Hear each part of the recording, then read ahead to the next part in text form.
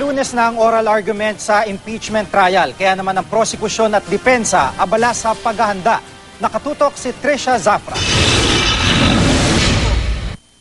Busy ang depensa at prosekusyon ngayong weekend. Naghahanda para sa huli nilang paghaharap sa kanilang oral argument sa Lunes. Sa pagkaabala sa schedule, na-late sa isang forum si defense spokesperson Attorney Rico Paulo Quicho.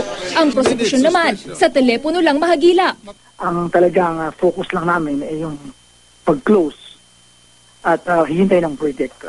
Beyond that, hindi namin pinag-iisipan kung ma-acquit, no? The defense, we're on high spirits now.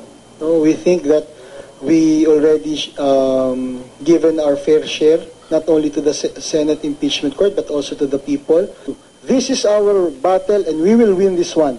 Sina dating Justice Secretary at Defense Lead Counsel Serafin Cuevas at Attorney Eduardo de Los Angeles ang pinagpipilian para magpresenta ng closing arguments ng depensa. Sa prosekusyon, sina Lead Prosecutor Niel Tupas Jr. at Deputy Lead Prosecutor Rodolfo Fariñas ang napili. Pinag-iisipan pa ng prosekusyon ang pagtatalaga ng ikatlong speaker. Sentro ng closing arguments ng prosecution ng Article 2, kung saan nilabag umano ni Chief Justice Renato Corona ang konstitusyon nang di nito inihayag ang lahat ng kanyang ari-arian sa kanyang Statement of Assets, Liabilities, and Net Worth o SALN.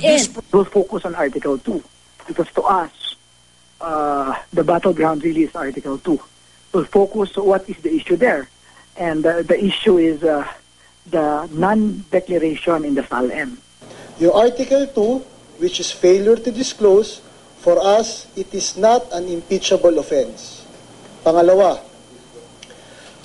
po, yung paliwanag kung bakit hindi isinama ang dollar accounts at ang peso accounts, kami po ay naniniwala na meron po yung sinasandigang batas, yung Foreign Currency Deposit Act, at yung peso naman po, malinaw na malinaw, ito po'y pinangahawakan lamang niya ng hindi bilang may-ari.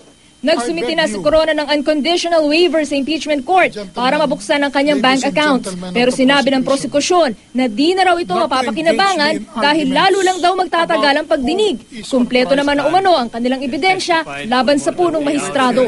Trisha Zafra, nakatutok, 24 oras.